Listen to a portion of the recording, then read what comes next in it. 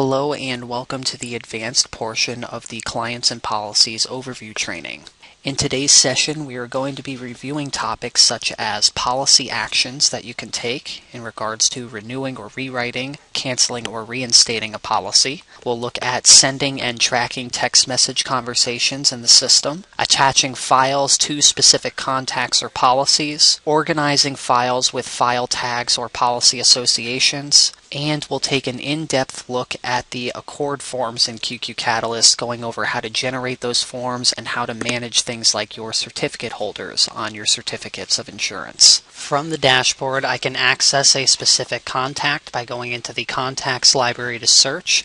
We also have a widget on the dashboard that you can use to search as well. So I'm going to pull up Henry White, who was the contact we were working with in the beginning and intermediate portions of this training class. Now that we are viewing Henry White's customer overview page, we can click on the Policies tab in the center to view all of the policies that we have entered in the system under this customer. Anything that's still in a pending status is going to be listed separately below, while anything that is either active, expired, or canceled will be listed above. Let's go ahead and take a look at the homeowner's policy listed here. Now, in the intermediate portion of the Clients and Policies Overview training, we go over how you can change a pending policy to an active policy in your system by selecting the Issue Policy option under the Policy Action drop-down menu while on a pending policy. Now that we have the policy in an active state, you'll notice that the Policy Action menu has some further options on it. The Real-Time Inquiry option will allow you to get information directly from the carrier on the specific policy. The carrier does need to participate with real-time inquiry through IVANs, and you would need our product support team to assist you with setting up the real-time inquiry. If you need to contact them on that topic, you can reach them under the username drop-down menu. You can go to the support and training option to view their contact information. This is also where you can find links to our different training classes if we wish to register for a live webinar or if we wish to view any of the recorded demonstrations as well. Also, under the policy action, we have the ability to set this policy back into a pending status. If I do change the policy back into a pending status, I can go ahead and issue the policy again to bring it back to an active status. If this policy is nearing its expiration date and will be renewing, we can renew the policy in the system under the policy action menu as well. I would not want to create the new policy from the action toolbar at the far right if the policy is renewing. Otherwise, this current policy that's expiring is still going to show up on our reports of expiring policies or policies that have not renewed. In order to show the policy history, the continuity from one policy term to the next, you will want to go to Policy Action and mark the policy as renewed. You also have the ability to rewrite the policy in your system if it's going to be going with another carrier. If the policy is going to be coming up for renewal soon, it's nearing its expiration, and you want to create the future policy term in a pending status, you can use this action here, Create Future Policy. The main difference between Create Future Policy and between Renew is that if I use the Renew option, it'll create the future policy term and it will automatically issue that policy, so it'll be in an active status. If I use the Create Future Policy, it'll create the future policy term, but it will leave it in a pending status until I go and use the Issue Policy action. That way, if I still need to work on any kind of quoting, if that policy is not yet set in stone, I can still make the future policy term and start entering the information in that section of the system. We can mark the policy with an intent to cancel. I can select the pending cancellation date and the cancellation reason, and we can enter any other description here. The list of cancellation reasons can be modified in your location preferences. Once we've set the intent to cancel on the policy, you'll notice that intent to cancel information has a box here under the Policy Info tab. We can still edit this information if we need to. You'll also see the intent to cancel date listed up top. There is also a widget on your dashboard that can track intents to cancel. The policy action will now have the ability to either remove the intent to cancel or to go ahead and cancel the policy. Let's remove the intent to cancel for right now. So now that the intent to cancel date has been removed, you'll notice the information is no longer displayed and our policy action menu looks as it did before. Let's go ahead and say that we want to cancel this policy here. Again, we'll see the cancellation reason drop-down that we can select from and the cancellation date. We can enter any description on the cancellation as well. Down below we have the earned premium and the earned agency commission, and if there's any portion of this that was unearned as far as premium or commission goes, we can enter that amount in here. If we update one of these boxes, it'll update the corresponding box as well. So if I say we had $500 in unearned premium, it'll calculate that against the amount that we indicated was earned. I can do the same for the agency's commission. You'll now see that the policy is in a canceled status, and we have cancellation information displayed in the first box under the policy information. If we need to edit this information, we can still do so. Any amount of returned premium or returned commission that might need to be collected from our producers or sent back to our carriers or customers, we should see reflected under the billing tab as well, based on the unearned premium and unearned commission amounts. If we need to reinstate the policy at any point, again, we can go back up to policy action, and we have the reinstatement option now available. I can indicate the reinstatement date. The days lapsed will automatically be calculated based on that, and as long as 1 day has lapsed, we will be able to again enter the amount of earned or unearned premium or commission. We can indicate who the CSR is processing the reinstatement and the reinstatement reason we can type in below. We'll now have the reinstatement information listed where the cancellation information was previously, and again the billing tab should be updated to reflect the new amounts of earned or unearned premium or commission. In the intermediate portion of this training class, we covered how you can send out emails from the system when you're viewing a contact screen or policy screen directly. You also have the ability to send text messages directly from Catalyst to your customers and to receive those text messages back in the system as well. You'll notice that on the customer account there is a text messaging tab where you can track the inbound and outbound text messages and view those text message conversations. In order to use text messaging, this would need to be first set up in your location preferences. In the location preferences, you have a tab for apps on the far right, and one of the first options in this tab here is for text messaging. You can enable the text messaging and set the preferred area code, and the system will generate you a sender number which all your text messages will be sent from. Back on the customer, under the customer information, basic contact info, you'll need to have a cell phone number listed. As long as I have a cell phone number listed, I'll have the icon here next to the number that I can click on to initiate the process of sending out a text message. I can begin to type in my text message,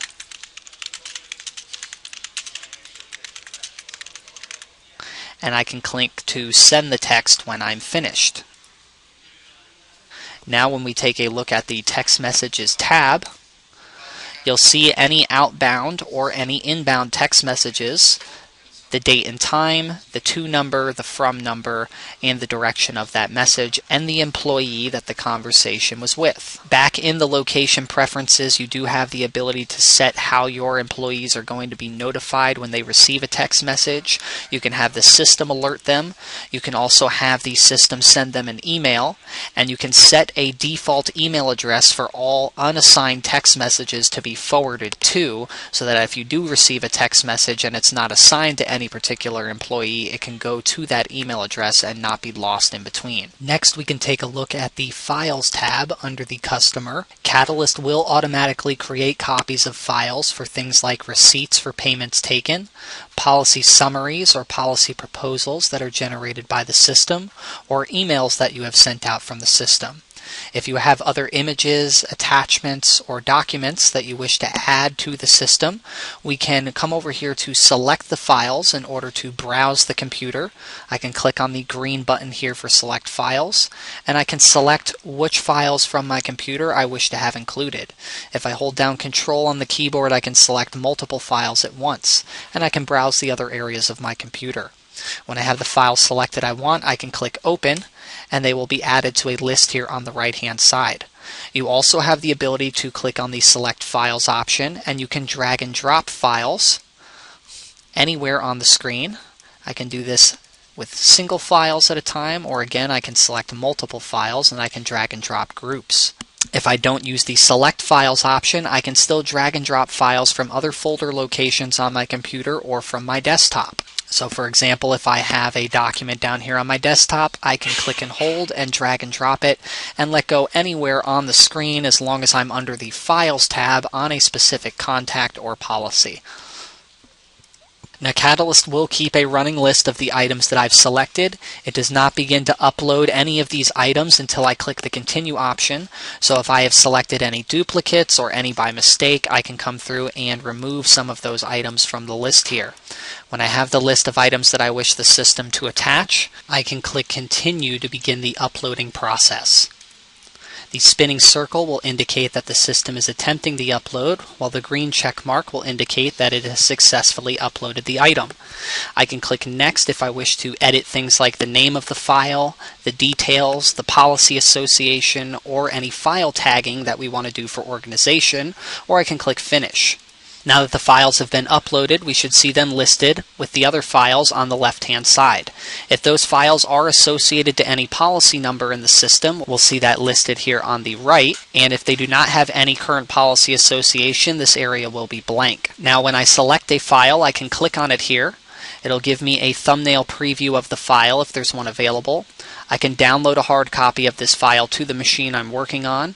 I can click on the preview option to get a larger picture of the thumbnail preview, or to preview the file itself if it's a PDF or a Word document. We have the quick send option to generate a quick send email and automatically attach this file to the email. I can click edit if I want to change the file name, file description, any file tagging, or the policy associated to the file. I can set this as my avatar photo if I want to use this image as the profile picture on this customer's account in Catalyst. And I can delete the file. Let's go ahead and set this as the avatar photo. You'll notice when I scroll back up that Henry White now has the picture of the flowers that we selected as his profile picture in Catalyst. I can change the image directly from here as well, so I don't need to be on the Files tab and select the specific file. If I want to change this image, I can hover over it and click on the Change Image option, and again it will bring up any of the image files that are attached to this customer's account for me to choose from. If we need to edit the file at all, we can come down to the Edit option. Here we could change the name of the file if we wanted to. We could add any description or notes to the file. I could relate this file to a policy or policies under this customer.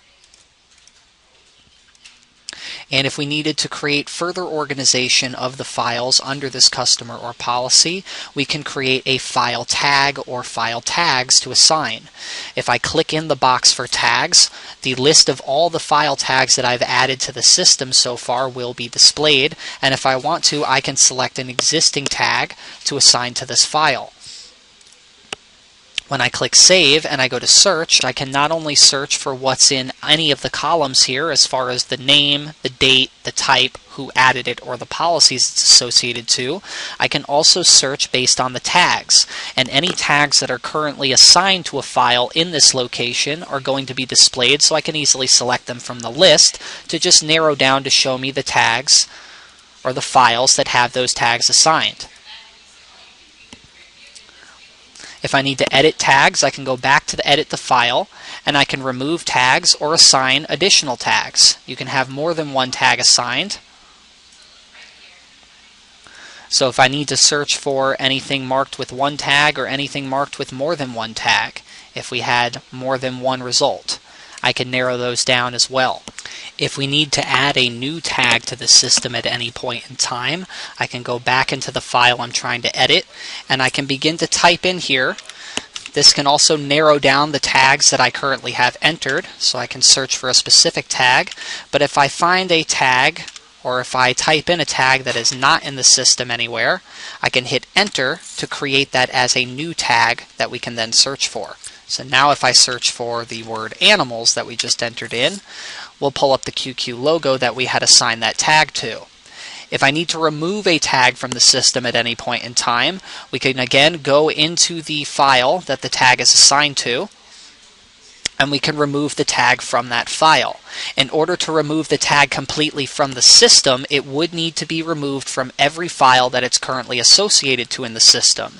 That way, when we go back into the file and I go to type that in again, we'll no longer see that as an option that comes up on the list, since we've removed that association for that tag from every file in Catalyst.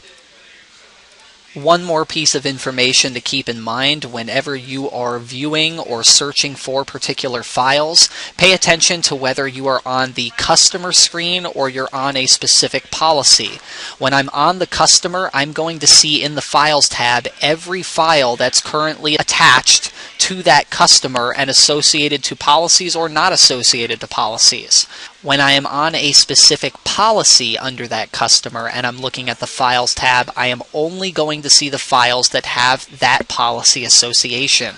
So if you're not finding files that you're pretty sure you've attached previously, make sure you're not looking at a specific policy, or check under the customer to make sure that file was associated to a policy, because you may find when you look at the customer page and you go to the files that the file you are looking for might not have a policy association at all, and in order to correct that, we can edit the file and assign the policy to it. Whenever you are attaching files to the system, if you attach them under the customer page specifically, they will not immediately be associated to any policy.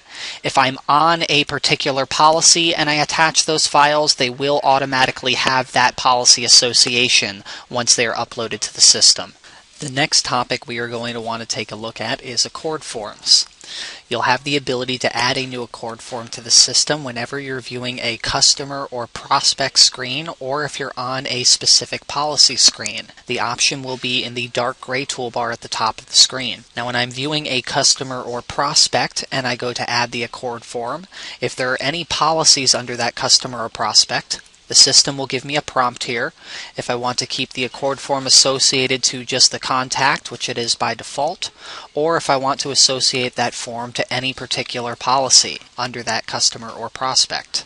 I will then be directed to the Acord form library. If I'm viewing a specific policy under the customer or prospect, and I go to access the Acord form from the toolbar, it will immediately associate the form to the policy that I am viewing, and I will not get that prompt. It will take me directly into the Acord form library. Once in the Acord form library, I can scroll up and down to search for and select the form that I wish to use, or I can type into the search bar at the top of the screen.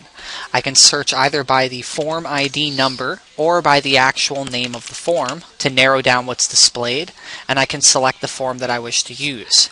Let's go into the Evidence of Property Insurance form, and we can click Next. Now the system will attempt to load the customer and policy information that we have entered into Catalyst.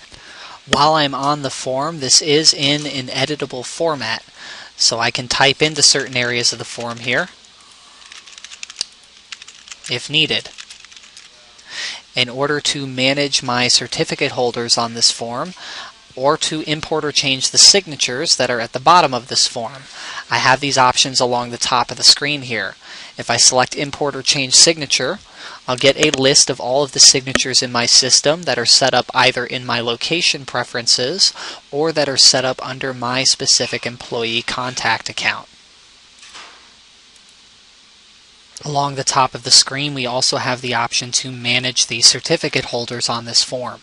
I can click up here to begin that process. In this window, I can add a certificate holder manually to this form by clicking on the Add Holder option in the top right. However, if I have this certificate holder entered in my system as a certificate holder or lien holder contact, I can import holders to the form as well. So if I do select the Import Holders option, we can choose from the list of certificate holder or lien holder contacts in our system, or anyone that was listed as an additional interest on this policy that we were looking at.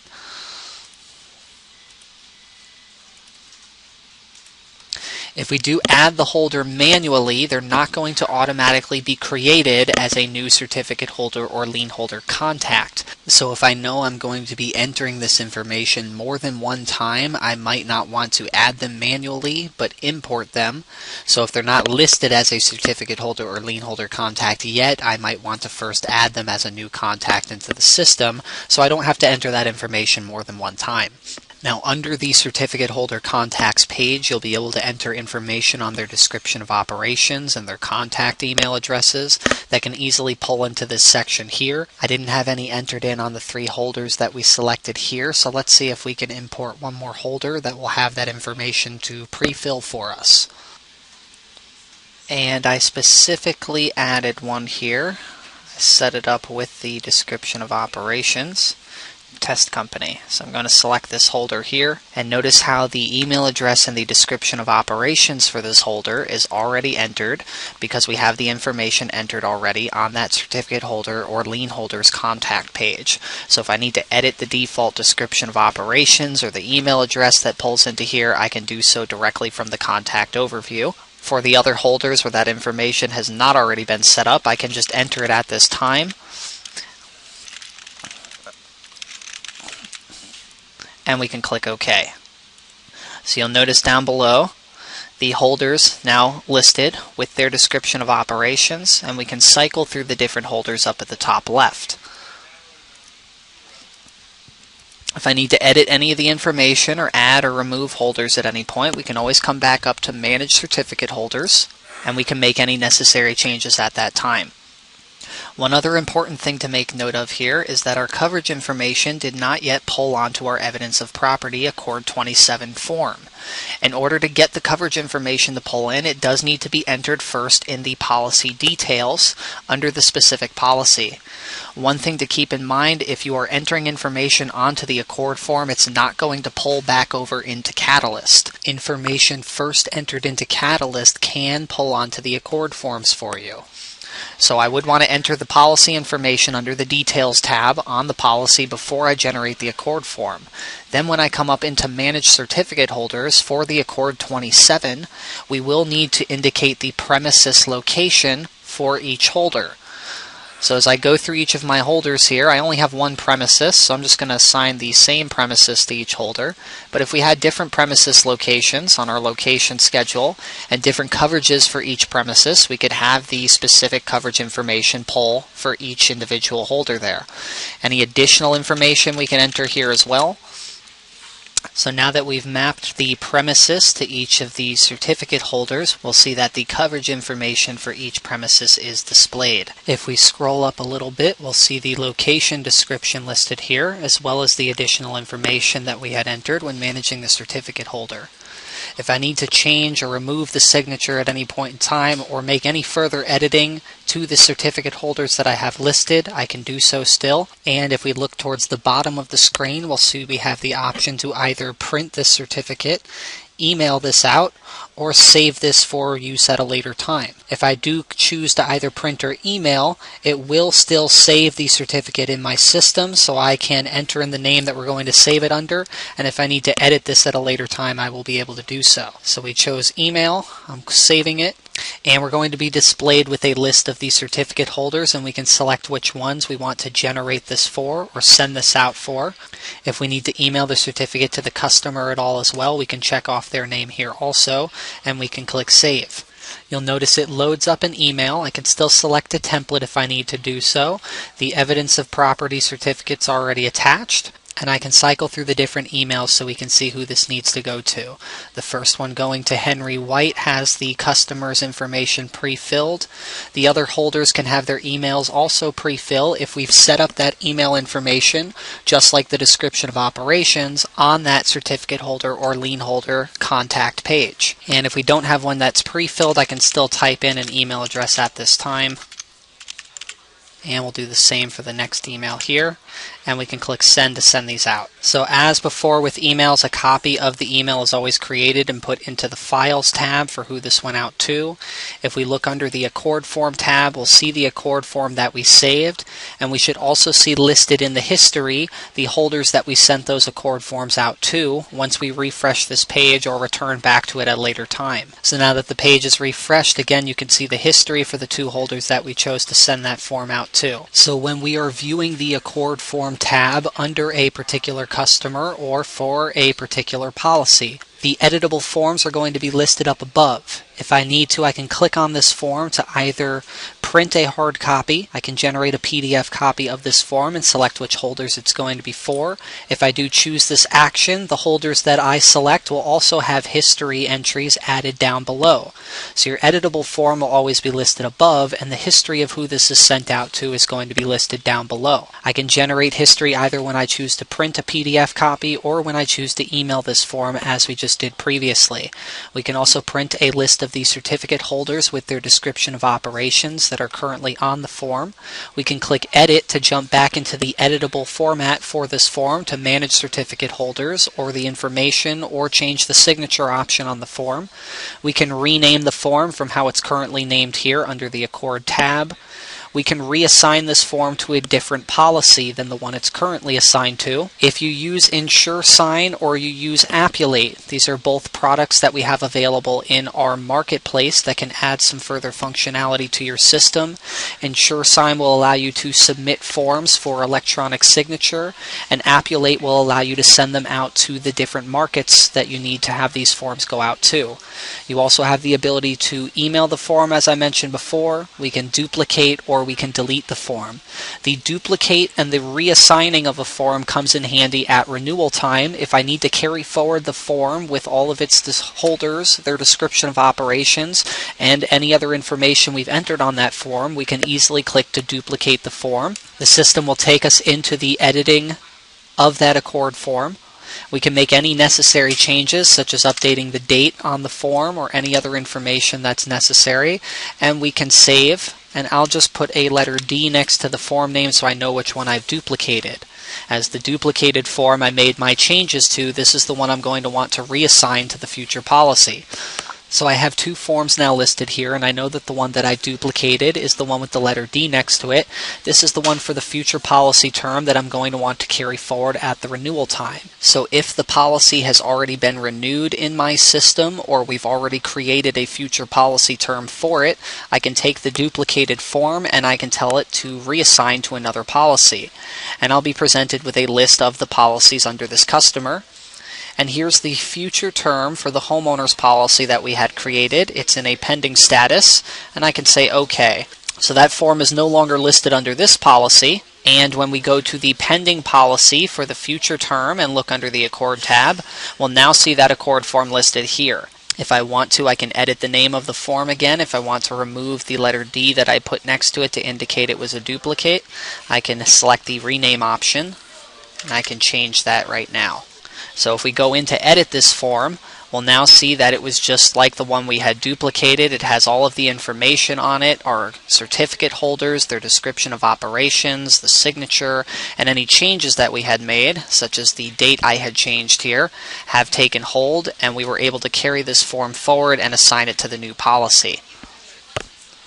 Now that's pretty much going to cover everything that we wanted to get into in the advanced portion of the Customer and Policy Overview class. Keep in mind you'll be able to access any of our training videos from any time you're in the system by hovering over the username in the top right of the screen and selecting the Support and Training option from the menu. You can register for additional live sessions that we conduct weekly for free, or you can watch the recorded versions of those sessions on demand from this link here.